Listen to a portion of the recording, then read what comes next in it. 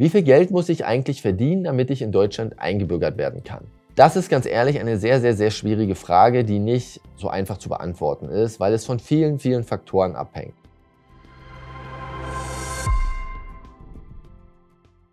Erstmal ein paar grundsätzliche Sachen zu dem Thema. Grundsätzlich ist in § 10 StAG geregelt, dass der Lebensunterhalt für dich und deine Familienangehörigen gesichert sein muss.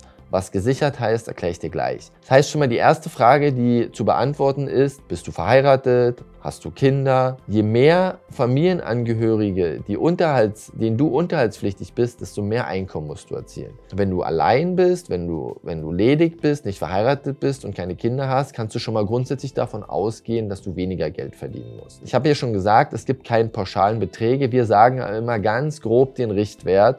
Wenn du grundsätzlich nur dich einbürgerst, keinen Ehepartner hast, keine Kinder, geh mal grob von 1.500 € brutto aus. Der Betrag ist manchmal sogar ein bisschen höher und manchmal ein bisschen geringer. An einem Beispiel wirst du das ganz gut nachvollziehen können. Wohnst du beispielsweise in München und zahlst eine Miete von 1.000 €, musst du deutlich mehr verdienen, als wenn du beispielsweise, wie unsere Kanzlei ist in Cottbus wohnst und 200-300 € Miete zahlst. Das muss man sich genau im Detail anschauen und dann berechnen, damit man herausfindet, ist dein Lebensunterhalt gesichert oder ist er nicht gesichert.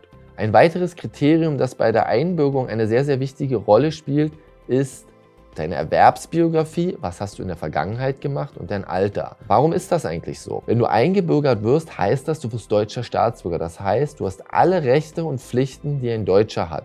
Und die zuständigen Behörden prüfen immer bei der Einbürgerung eine sogenannte Prognoseentscheidung. Das heißt, die schauen sich an, können wir im Falle der Einbürgerung davon ausgehen, dass du, gegebenenfalls du und deine Familie, zukünftig aus eigenen Mitteln euch finanzieren könnt, oder werdet ihr immer wieder Leistungen vom Jobcenter oder wem auch immer empfangen. Das bedeutet im Prinzip Folgendes: Je jünger du bist, desto einfacher ist es, eine positive Prognoseentscheidung zu halten.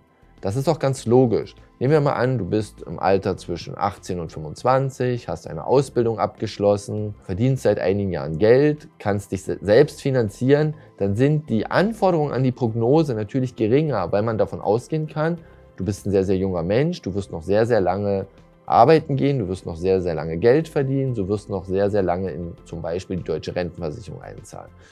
Der Umkehrschluss ist, wenn du deutlich älter bist. Bist du deutlich älter, beispielsweise du bist mit 50 Jahren nach Deutschland gekommen, lebst mittlerweile 6, 7, 8 Jahre in Deutschland, verdienst Geld, dann sind die Anforderungen an die Prognoseentscheidung natürlich deutlich höher, weil Deutschland weiß zu diesem Zeitpunkt schon, dass du in den nächsten 10, 15 Jahren in Rente gehen wirst. Und zumindest in diesem Zeitpunkt prüft man dann deutlich genauer und stellt höhere Anforderungen an die Frage, wie viel Geld wirst du in dem Zeitraum verdienen und zum Beispiel auch in die Rentenversicherung einzahlen. Zusammenfassend kann man sagen, das Thema, wie viel Geld musst du verdienen, um eingebürgert zu werden, ist sehr komplex. Es gibt keine konkreten Zahlen, aber die Kriterien, kein Geld vom Jobcenter, kein Wohngeld, sind schon mal ein sehr starker Indikator dafür, dass dein Lebensunterhalt gesichert ist.